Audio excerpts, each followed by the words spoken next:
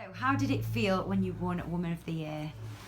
It was kind of weird, it was kind of surreal, especially when I went to go and get the award, because you get told about it before because you obviously do a photo shoot and stuff for the magazine, but then when you get there there's people who you only ever see on TV, like famous actresses and actors, so yeah, it was weird to kind of be a part of, but kind of a great experience to be a part of, I guess. What were you more nervous for, the Olympics or your wedding day? The Olympics, definitely. I wasn't nervous at all for the wedding, really. I mean, I've been planning it for like 2.5 years, so I was like ready. I was completely and utterly ready for that. Whereas the Olympics, as much as I would like to say I was ready for it, I don't really know where my form came from, even to this day. It kind of just fell upon me, so I guess I got a bit lucky. And was your wedding day everything you'd expect it to be? Yeah, my wedding day was absolutely perfect. I literally had the most incredible day.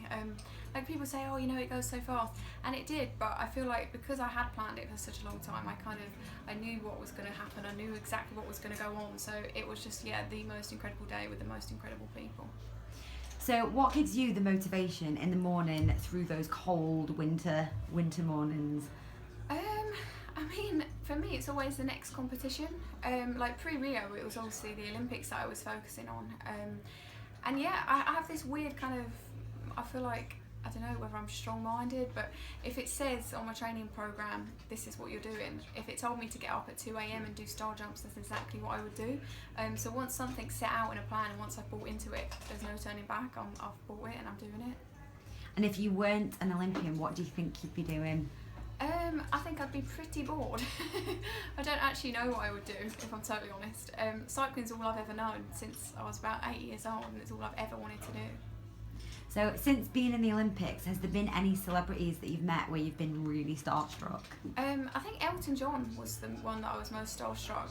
He actually invited myself and Jason round for lunch at his house in Windsor, and it was the most surreal moment that I'd ever had. And as well, when I walked in, because we'd been at an appearance in the morning, so I had the medals in my bag, and I was like, oh, I'll just get one out because he'll quite like to see one. I assumed that he hadn't seen one. So his butler let us in, and we put the bags down by the stairs, and I'm like trying to find it because, you know, it's like a million things in your bag, and I get one out and Jason's like nudging me, and I was like, what? And I look up and Elton's just casually walking down his stairs. And what do you have coming up in the next year? What can we expect to see from you? I actually don't know. I have started training again, which has been a struggle, I'd say, for the last 2 weeks. It's amazing how fast you lose your fitness and how hard it is to re-get it.